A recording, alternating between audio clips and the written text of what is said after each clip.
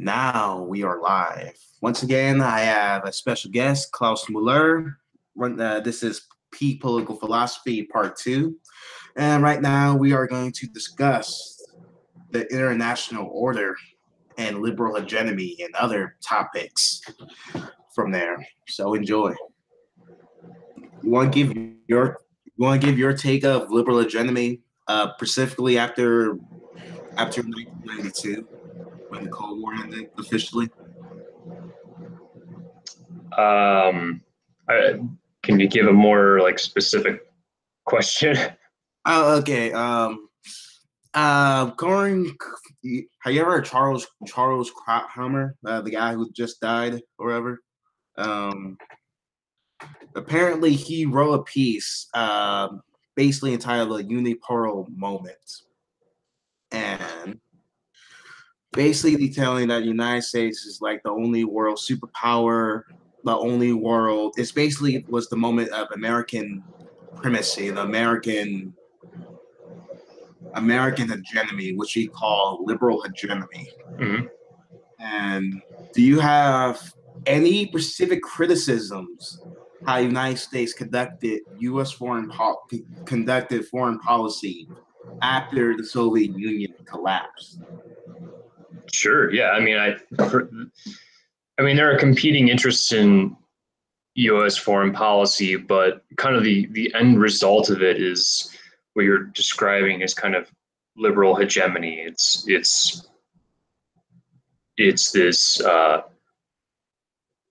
kind of protection of world citizenry on the basis of kind of liberal natural rights or liberal conception of anthropology.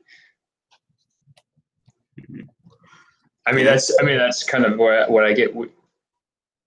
That's what I'm thinking when you use the term liberal hegemony. Is that kind of what you're talking about? Well, in a sense, I was using the word liberal hegemony as liberalism is right now. It's sort of just guiding the international order. The ideology itself is guiding the international order, and that's why we supposedly have humanitarian interventions or other things, and uphold multilateral institutions such as the United Nations and the World Trade Organizations, like that type of thing. In a sense, I kind of just view it as it's creating this managerial state, you know? Right. In terms of like the interests of like middle class Americans, it's this kind of foreign policy attitude is not really. It's not working in their interests. That's the benefit of kind of a Westphalian sovereignty is that it's not this really. You don't have this really huge engineering problem in front of you, and you don't have to micromanage other nations and impose your morality on them, and which raises questions of how do we impose morality without, or how do we uphold like natural rights or whatever it is without like treading too much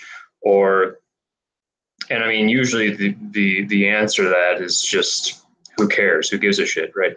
Like the end results mostly just lies in favor of treading, so to speak. But all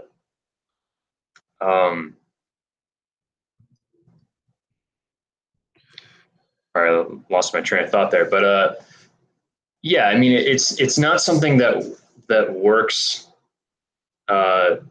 in the favor of anyone other than kind of a political elite in the United States, but also multinationals as well. So this is, you think this is one of the reasons why U.S. foreign policies keep having blunders due to the fact they're trying to keep up the appearance of being liberal and spreading democracy, or trying to democratize all the world? I mean, I think that's just kind of a justification given for that kind of thing. I mean, I think that that this intellectual justification is part of the reason why it's able to occur. Um, but yeah, I mean, it's the motive is obviously not solely to just uphold natural rights and democracy worldwide. It's there; these are just kind of excuses that are given, um, or justifications that are given. Yeah, just you think just like you think would you describe this worldview as utopian? That's something that is unreasonable that we should return to a more traditional balance of power or multipolar world as we see in the 19th century with the great European powers. I mean, I don't think that this kind of this I wouldn't say that this attitude towards foreign policy is necessarily taking place because of a worldview or because of an ideology. I think that the justification um, allows it to occur. Like I think that this kind of intellectual justification for it, like this, you know, the Billy Crystals and the whoever else, you know, this kind of like neoconservative justification for it exists to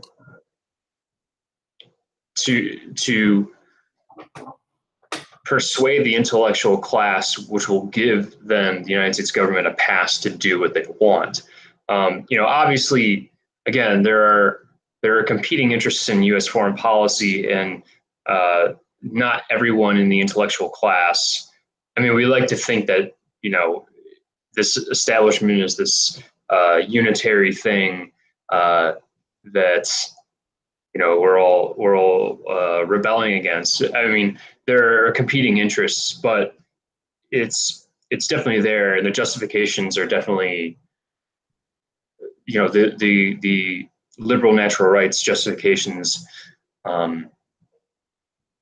definitely exist to justify what is otherwise wars for oil or wars for Israel's interest or what have you. You know, like, would it be great to go back to a more Westphalian kind of model, or yeah, even anything kind of resembling a pro-nation state model? Yeah, I would say so. I don't know what the feasibility of that is now post Cold War. I mean, the Cold War kind of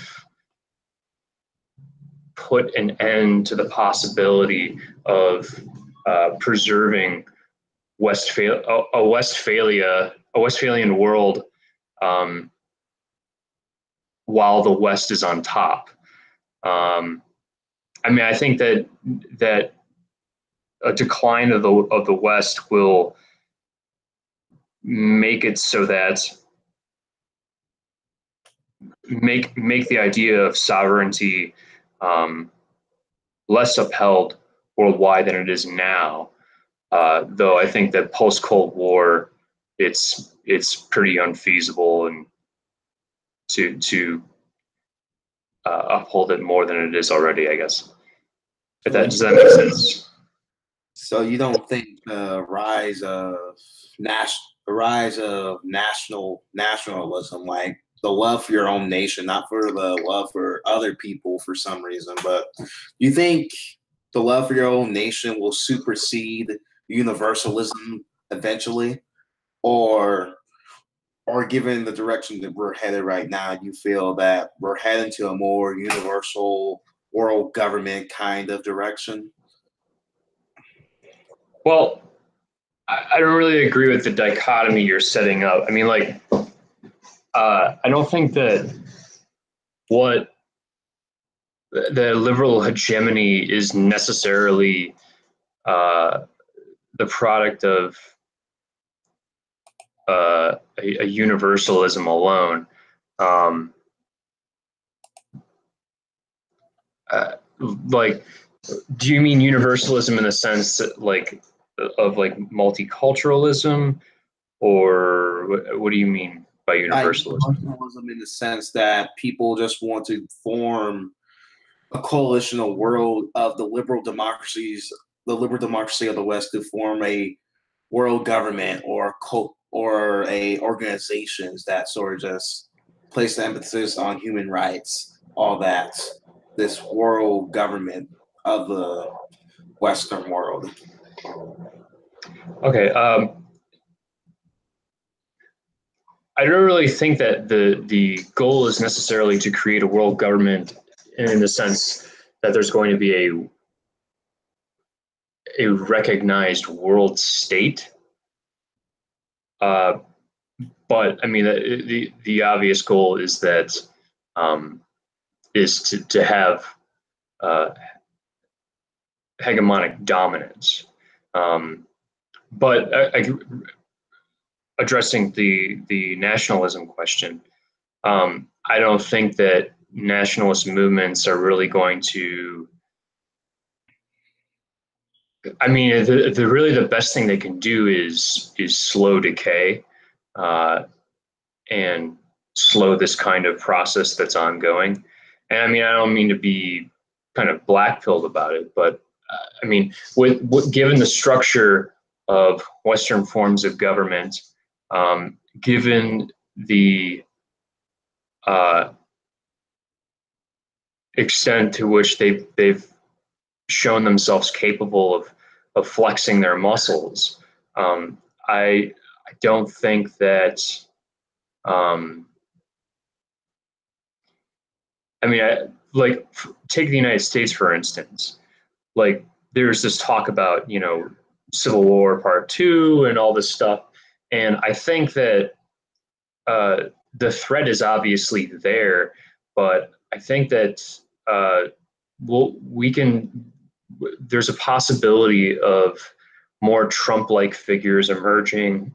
Excuse me. Uh, just more figures that are going to kind of signal to this nationalism and keep it, simmering long enough to, regain control. And that really won't take that long, uh, because demographic displacement is well underway. Um, but yeah, I don't really see these nationalist movements as having the effect of like reversing, uh, liberal hegemony, if that's kind of where you're going with this. I think the greatest thing that they can do is slow its effects. So kind of slow the decay of Western civilization, and yeah, try to just prevent more intervention, especially in the Middle East. You think, due to these quagmires in the third world and the Middle East, will eventually weaken the American empire or weaken Western dominance as a whole? Because there's multiple interests that Western European country has, such as the UK, France, and those guys. Like, do I think that the interventions will weaken the United States?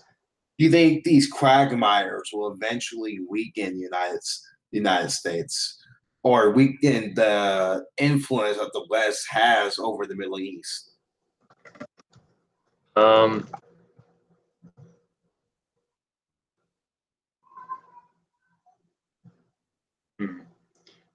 I don't really see that as happening. I don't. Why? Yes, when you when you have these unfinished interventions due to democracy, or due to the fact you lack resources or have a weak industrial base, you kind of just you just sort of just need to withdraw from vital places that protect the national interests or protect human rights in a sense. Due to the fact that people are not really interested in these foreign conflicts, due to the fact that people are not really interested in learning about geopolitics and tend to have this one-sided view that the United States are like a force for bad. Just I'm trying to say is, do you think that would be enough to weaken American influence in the Middle East, or Oh, do I think it will weaken influence in the Middle East? yeah? Do you think Like public continuing these like interventions and stuff, and yeah, just having this rather than foreign policy? I mean, I mean, the opposition to the United States being present in the Middle East is obviously great. It's very overwhelming in a lot of countries. I don't know if I mean it's ultimately going to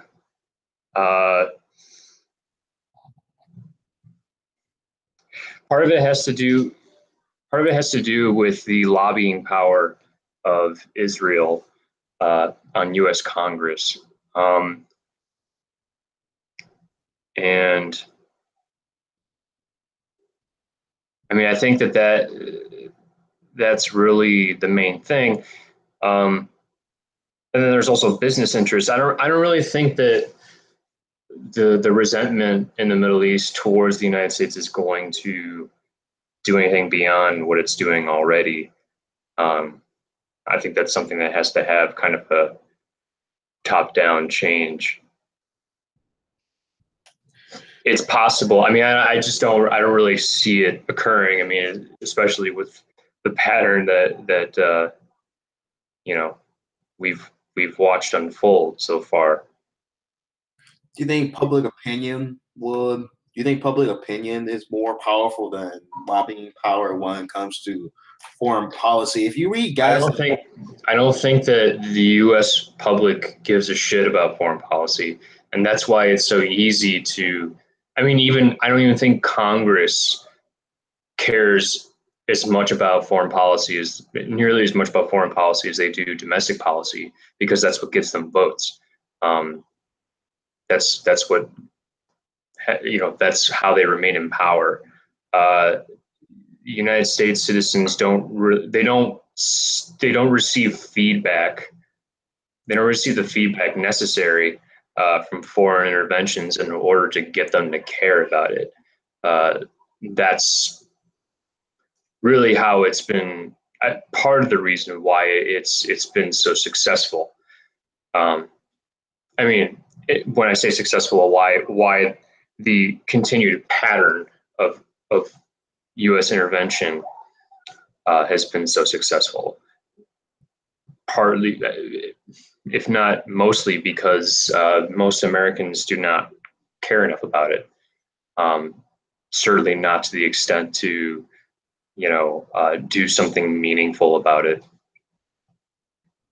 what happened? What happened to those people, those hippies, those people raising like no blood for oil? What happened to those guys? I mean, like the Vietnam movement and the hippies, like that. All that was really.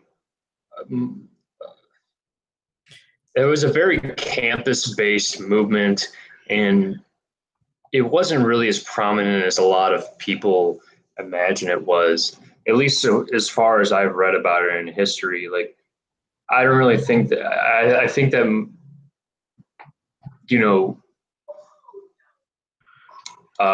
the vast majority of America was culturally very similar to kind of like a semi-rural place in the Midwest today.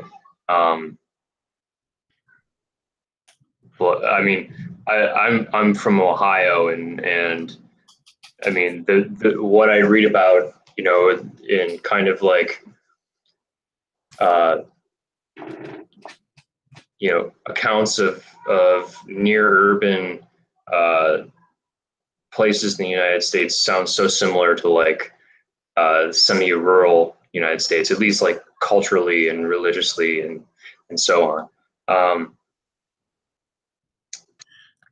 But yeah, I mean, like that wasn't really as present as a lot of people think it was, and I mean, the reasons for engaging in that kind of stuff is quite varied. I mean, like some people are anti-war because they have kind of Christian ethics, or some people are anti-war because they're like just pacifists to the extent of irrationality, so on. I think a lot of hippies were anti-war just because it was a buzzkill. War is a buzzkill. One thing that's interesting about Vietnam, I was watching a lecture from John Meshimer, basically detailing the case for restraint, and he just pointed out that pretty much every foreign policy realist, with the exception of Henry Kissinger, didn't really support the Vietnam War. He said their reasoning was that it was just going to be a quagmire, and just even Kissinger admitted that Indochina was a disaster before he got involved. It's just having these quagmires in third world while trying to maintain national interest. You can't do both. Even that was just sort of like one of the main points that Kissinger was stating through his interviews and writings about it. So, yeah, I think that Kissinger was a lot more reluctant about Vietnam and Indochina than people realize. I mean, he gets so much crap for it, and it's understandable. But I think like people aren't willing to consider that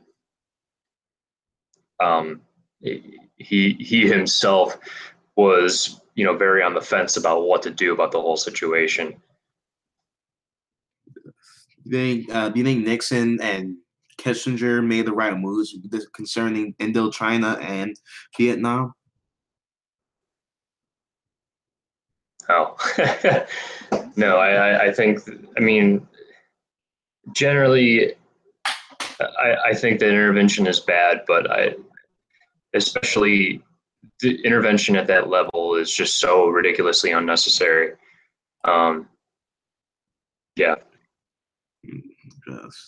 I guess one of the things kind of shows the flaws of domino theory.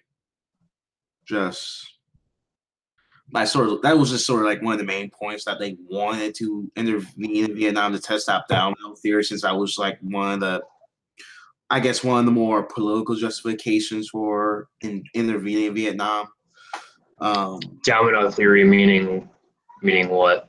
Domino theory meaning if this country becomes communist, then all the country that surrounds it will eventually become communist. Like that sort of just like JFK policies, and later LBJ. I think LBJ uses the same reasoning,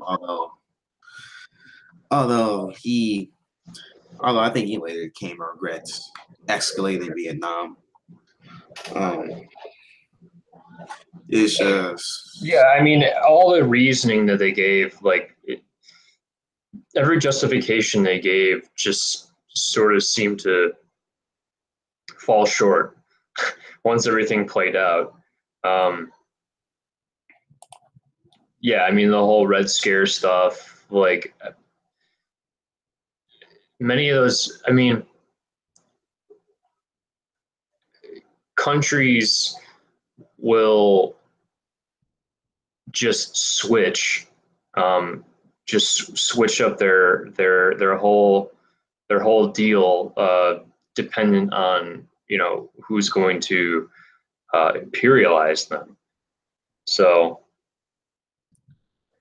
Yes. Let's talk about something a little bit more modern. The Iraq War and the war in Afghanistan. Like knowing you probably were highly critical of the war in Iraq and Afghanistan. And like, what would be your arguments against overthrowing Saddam Hussein and intervening in Iraq to that what they did to suppress the Taliban and look for Osama bin Laden. I think that's one of the reasons. I mean, I mean, none of that was even. Saddam Hussein wasn't a threat to our national interests, and I don't really think that the Taliban was that much either. I mean, perhaps the Taliban was, but I don't really think that the invasion was at all effective. So just like, would you argue that Saddam Hussein? Would you argue that the neoconservative exaggerated Saddam Hussein's aggressive behavior to justify his de-opposing? Well, yeah, I mean they lied about WMDs, so I would say that's a very that's somewhat of an over exaggeration. I mean they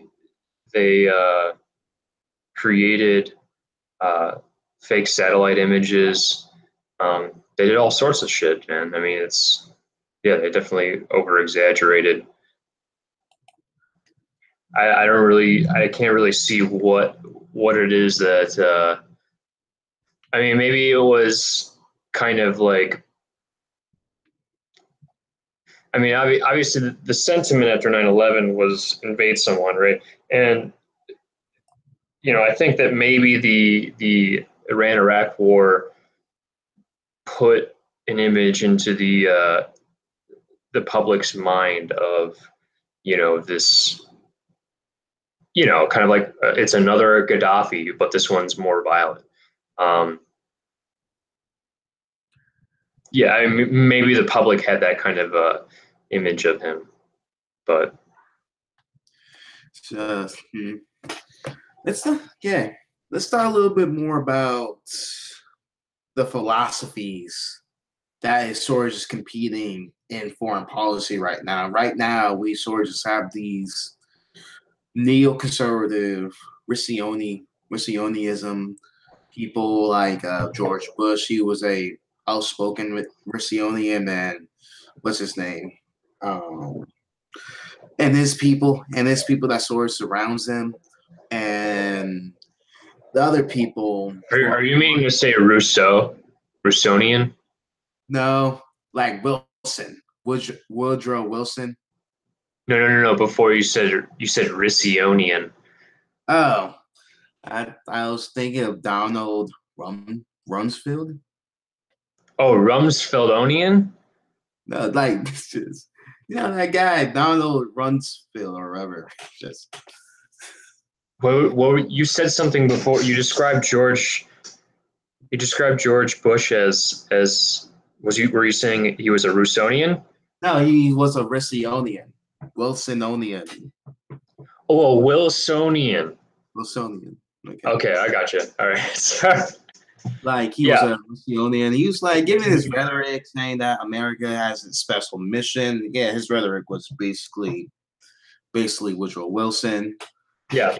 And you have these other people who I wouldn't say it was entirely the same, but his kind of the Republican Party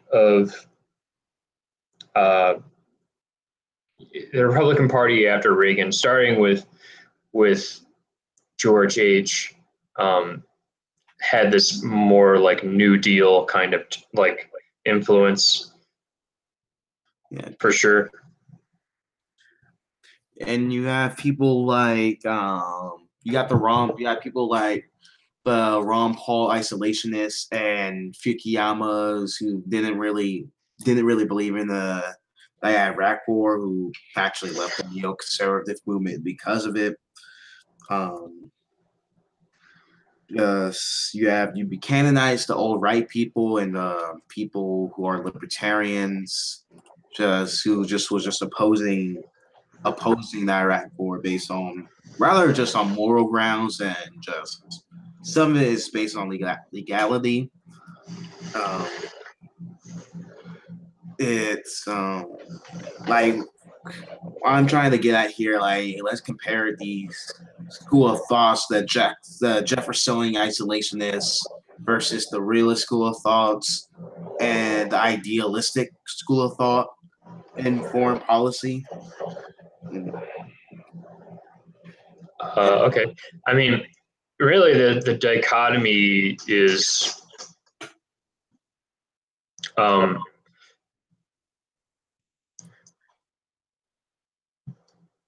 the problem is that free trade, the free trade groups and the interventionist groups seem to kind of mingle together, whereas the isolationists and protectionist groups kind of mingle together. And like, Ron Paul, someone like a Ron Paul, I think would at the end of the day be considered still kind of in that protectionist sphere. I mean, despite the fact he's an advocate for free trade, I think at the end of the day, if Ron Paul is going to choose his battles, and I think he's going to uh, defend someone like a Trump, who is somewhat isolationist in his approach somewhat protectionist in his approach to trade, but is also an isolationist. And now, obviously, Ron Paul goes after Donald Trump over things like trade. But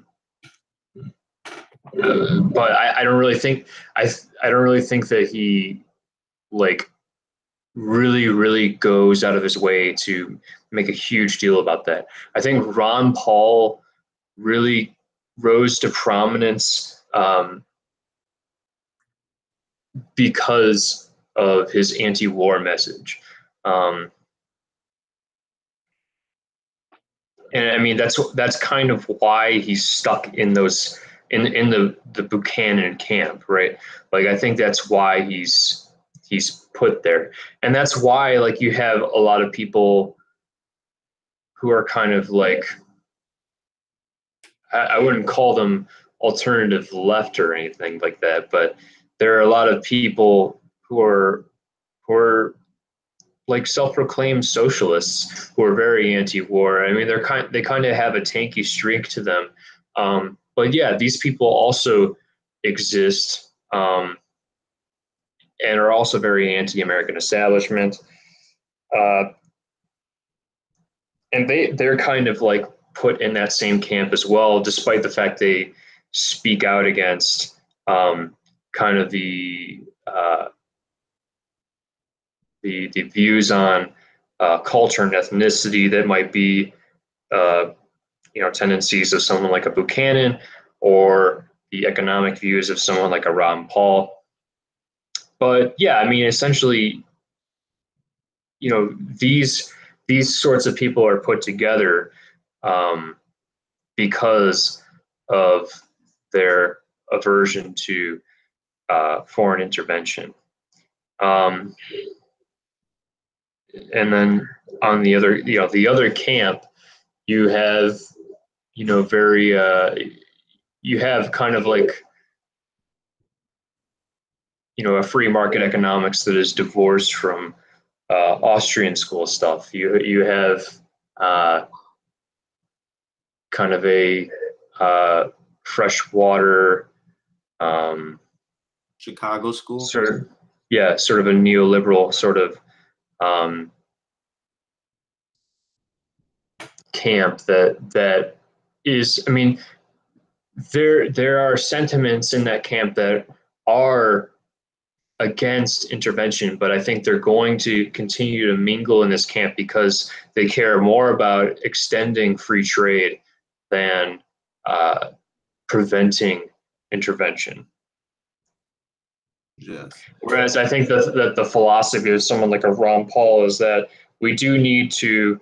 I mean, he might not even admit this, but I think his actions speak to this, and the battles that he chooses to fight speak to this. I think that he, at the end of the day, cares more about preventing foreign intervention than he does, continuing trade relations with other nations, or I should say, continuing free trade relations with other nations. He's been critical of the World Trade Organizations, but he believes in, what was it, unilateral free trade, where there's basically no restrictions. You basically, just have pure free trade, no trade agreements, as Rothbard called it. It's not free trade. It's the foreign cousin, But the thing is, I think that he, despite the fact that these are his views on trade, I think that he would be opposed to intervention if intervention were the means by which that free trade were to be brought about. Whereas I think the people of this other camp are willing to go, okay, maybe we can do a little bit of intervention if it means that we can, build a stronger world economy. Stronger. Then, since we're heading to more of the economics directions, do you think people who are on more of the neoliberal side are more comfortable with just having these trade deals, just these interventions, basically forcing these people to open the markets to embrace free trade capitalism? You think that's their goal to do? I mean, I think that they don't openly embrace the idea of intervention. Like, that's what I'm getting at. Like, they don't embrace the idea of intervention. But I think at the end of the day, they're going to continue to mingle with that kind of crowd who will lobby for it. They will consider themselves against it. But I mean, it's like, for instance, like the kind of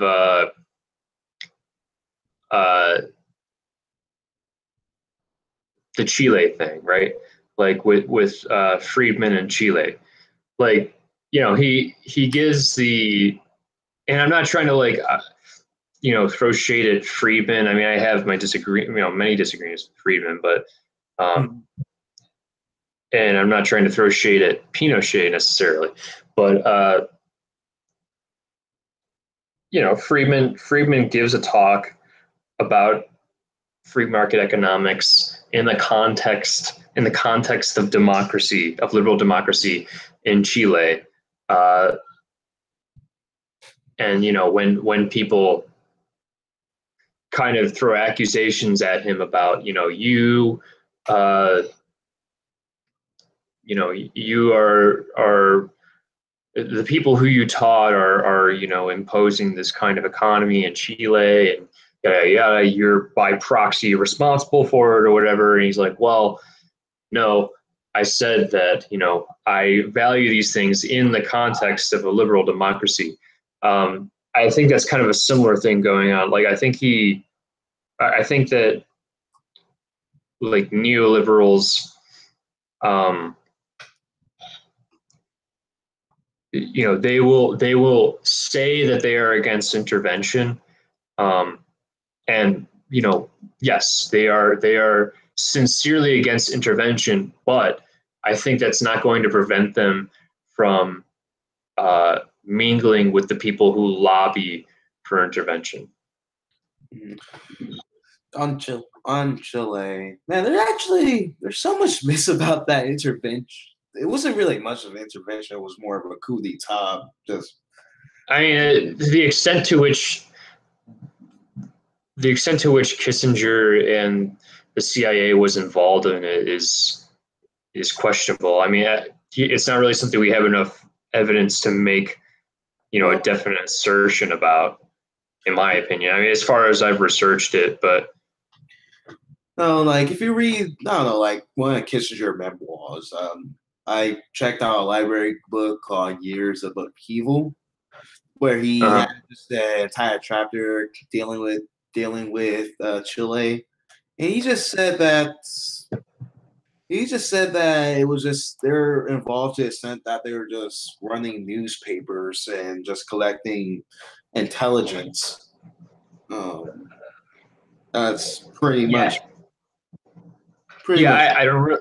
I don't really think they, like, is there any evidence that they sold them arms or anything? Or, I mean, beyond like lobbying for it, I don't really think that there was there was much, if anything, beyond support for its occurrence, the coup d'état's occurrence.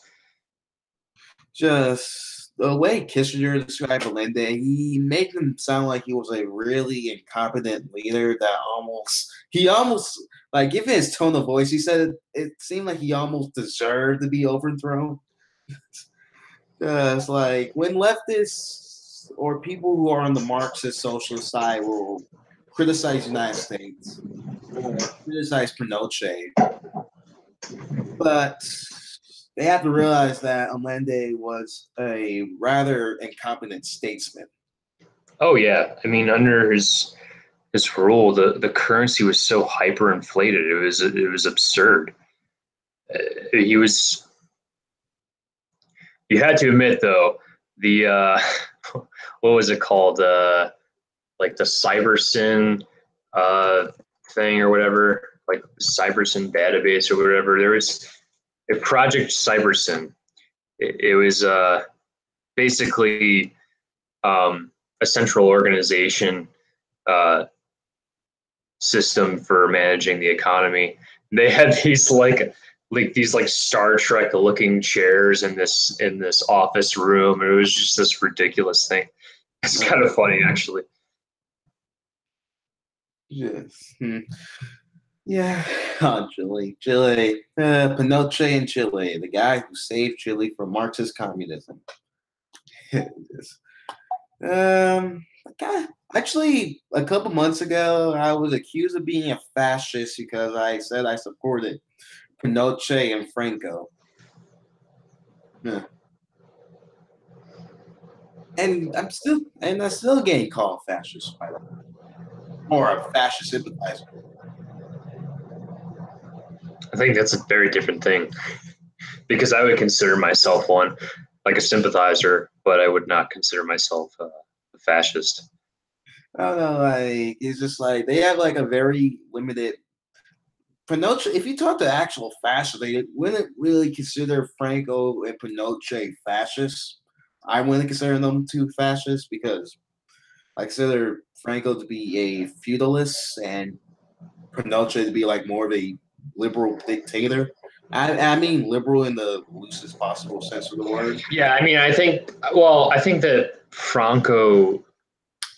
I think that Pinochet uh, was definitely not a fascist in like the very classical understanding of the term. Like, I mean, if you're talking about like having the philosophy of fascism, like having the kind of uh, like neo-Hegelian um, sort of phenomenology uh, that is used to produce that political philosophy, I definitely don't think that Pinochet was someone who ascribed to that. Franco, maybe to some extent, although I think Franco was uh, someone who was um,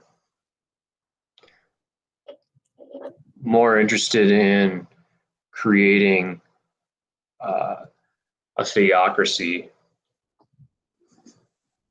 or at least a kind of clerical order. I shouldn't even say a theocracy, was more interested in creating something that was explicitly a like Spanish Catholic clerical order than something that's secular like Mussolini's fascism, you know. And he failed. Yeah, I mean, especially especially by the. I mean, I don't even know if you consider that failure a bad thing. I think that his rule was more or less a good thing for Spain. Um, but in terms of like what he set out to do, he originally, uh, by the 1960s, he was um, allowing, U.S. military bases in Spain. So, I don't really think that. Uh, but I mean, if we're going to say that, I mean, fascism failed in Europe entirely. So, to what extent did only Franco fail? Then None, I would say. have a little bit of bias though, since you're a Catholic. What's that? Don't you have a little bit of bias since you're a Catholic? And I'm not a Catholic. I thought you were. Yeah.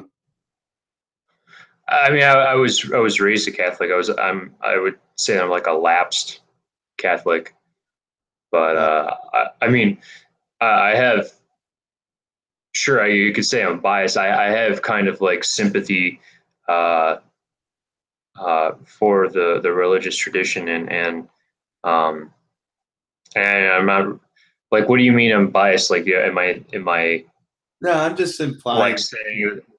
I'm just implying that maybe I'm just a little joke. Just Oh, okay. just give it Um, the background. yeah, I mean, um, I'm not a practicing religious person. Um, I have, I have sympathies for Catholicism, obviously, because I was raised a Catholic, and also I think that it's probably one of the least degenerative forms of Christianity out on the market. But um, yeah, I don't practice it, although um, I think it is a positive thing for a lot of people. Ooh, one thing I respect about the Mormon church is that they really created like a really cohesive family unit in Utah. Just other than that, I think I'm that's sorry. I'm sorry. What was that? I didn't catch I that. like about the Mormon church or the Latter Day Saints church that they created like a really good family unit in Utah presently. You think You so? I know, mean, the Mormons. yes, you know, even though that's a cult or started as a I cult. mean, don't you think they've created kind of a more uh, like polygamy type model Well, for the family? they don't really practice polygamy that much anymore. Except the cults, the actual cults who claims to be Mormon.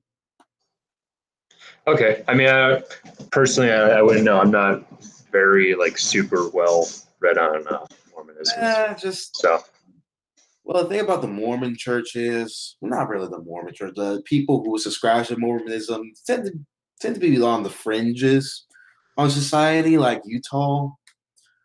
Like they're not that big or important, but the family unit, I kind of like that. Like they have like a high like Utah's got like one of the highest birth rates in the United States. do you think that's due to Mormonism?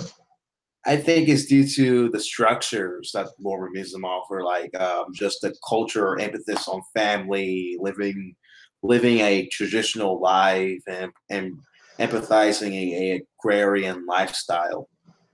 Um, I just think it's just more due to the structure than due to the religion itself.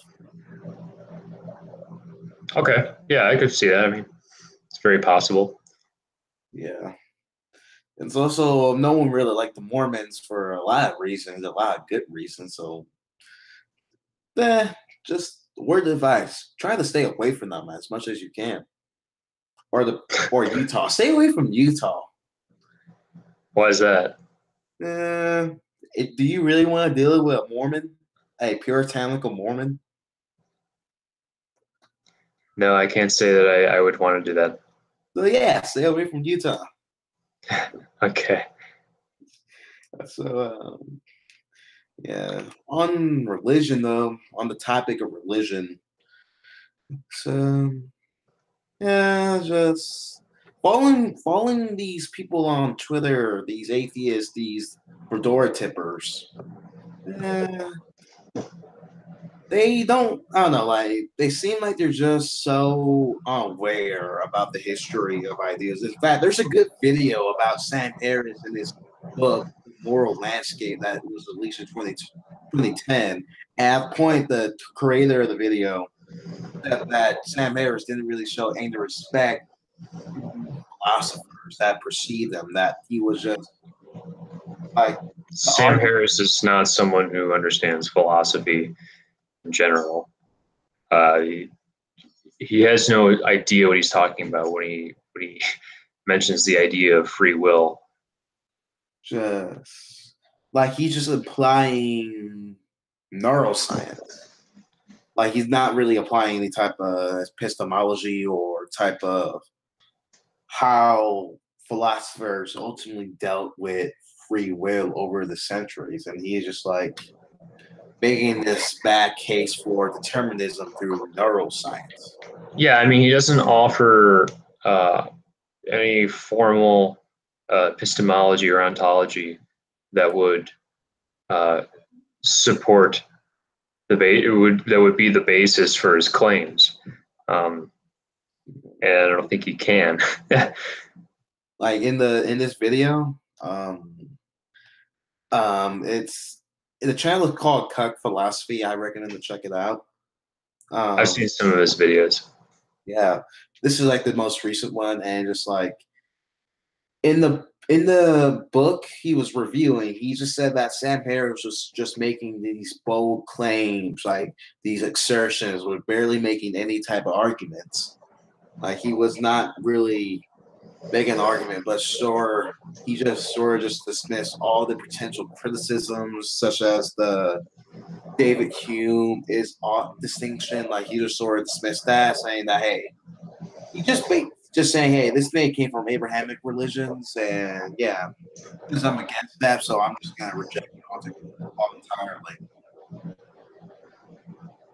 But in what sense did he mean that the Izod distinction came from Abrahamic religions? He didn't even explain. What? He just left it in a footnote, just like That doesn't even really make a lot of sense. I mean, especially since I mean, Hume is someone who could be very considered to who could be considered very much to be a I don't want to say he was atheistic, but he was because he wasn't.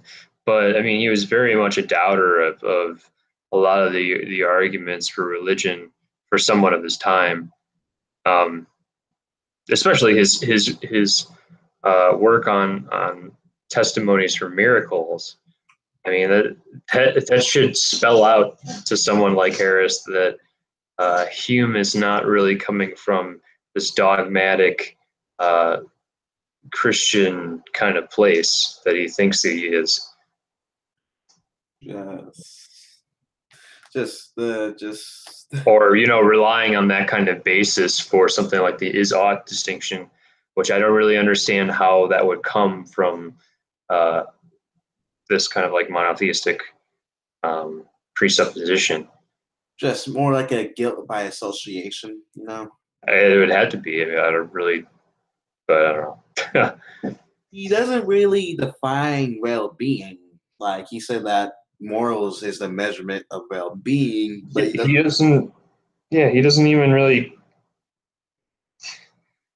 He's a joke. He's a complete joke. He doesn't.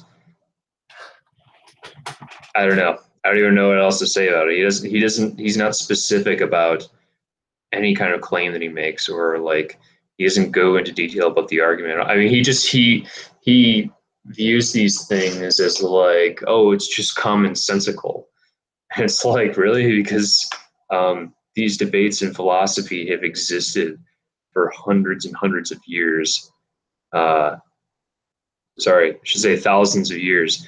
Uh, do you really think that they're like just commonsensical? I don't know. Like he's just not he's just not interested, or he doesn't really like to be criticized and dismiss all the critics, either make him a strong man out of him or accuse him of not knowing the topics as he appears to be.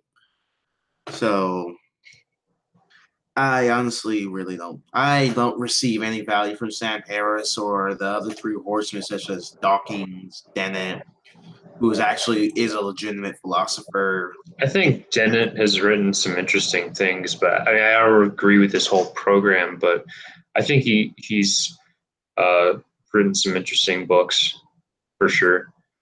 Just Have you read anything that he's written?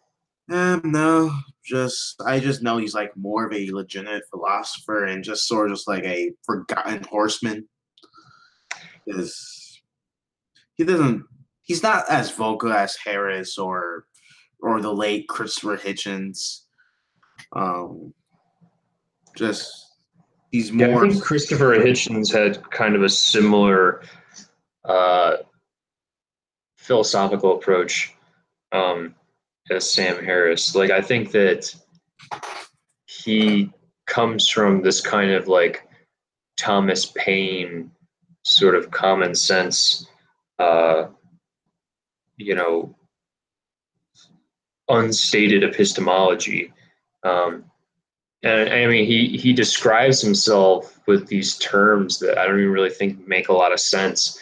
Like he described himself as a Marxist, and I mean, maybe he uses like Marxian uh, analytical tools to discuss phenomena, but I don't really see how he could be considered one. Maybe in the sense that, yeah, I mean, maybe he uses like analytical tools introduced by Marx, but I don't really see how. I think he has way more in common with like Trotsky than Marx. He he explicitly stated that he was a Trotskyite. Yeah, there you go. Just Hitchens. He doesn't. I don't know. I honestly don't know why people like Hitchens. He seemed like a rather I dishonest person. Like very dishonest. Yeah, and I think that he was very much contrarian for its own sake. And I think to an extent his brother is that way too. I mean, I like his brother a little bit more, but I think he's very much just grumpy old man for its own sake. Um, I mean, I think that he is a lot more honest, but I think that he's just not constructive in any way whatsoever. He's just very much trying to get into these, positions where he can just be contrarian.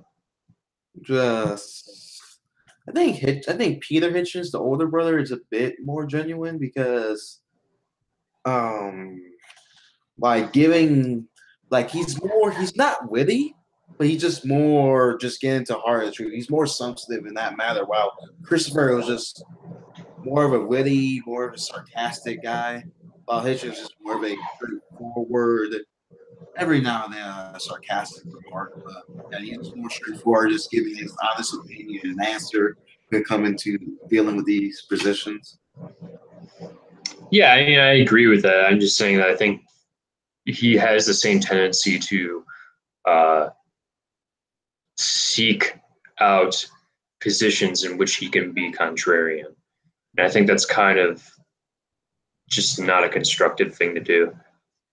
Oh right, what was his reasons to support the Iraq War, Hitchens? I honestly don't even remember. Uh, I mean, I think I know that he said he did reporting in Iraq, and I mean, I think it's just the same stuff. He thinks that democracy should have been spread. Um, yeah, just the same kind of justification. Yeah. Let's see. Since we're on Hitchens, let's go to another political pundit, Patrick Buchanan. That's why I own like two of his books now. What's that? I own two of his books, Buchanan.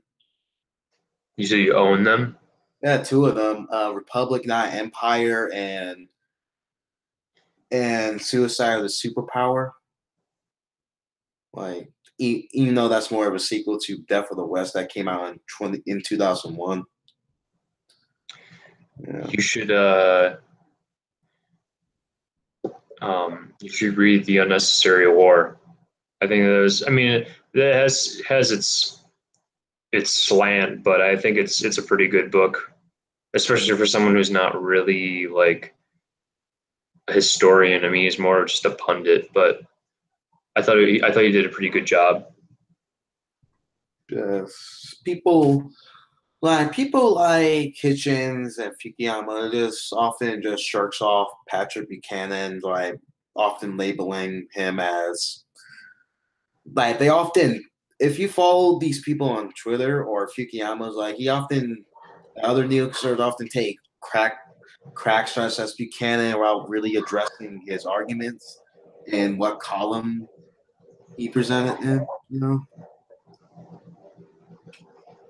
Yeah, You know, like when I read these guys, like they agree on a lot of things, like a lot of vital things, except on maybe on trade and foreign policy, but they agree like on these things. Like they often agree on social issues, agree on the depletion of social capital or the depletion or just basically how American society is balkanizing. Like they agree on that. Those points. I mean that's how it's able to coexist in the Republican Party is basically through uh, the conduit of Christian culture. Do you know why Patrick Buchanan gets all these criticism or just these cheap crack shots from other neoconservative pundits? Because they disagree with him. No, just it's just sort of just weird that they explicitly target him. This, he's like one of the most like prominent person from the old right era or the dissonant right era. I mean, that would be a reason for targeting him, wouldn't it? That he's just a dinosaur from an era that is. Well, I mean, he still has influence. I mean, he is still an influential pundit. I mean, that would be a reason to target him, would it not? Yeah, just he's not as big as he before, like in the 1990s or the 70s or 80s, where he was actually somewhat involved in the politics and Nixon and Reagan. Yeah, I mean, he's still featured on like MSNBC every now and then. Yeah. Okay.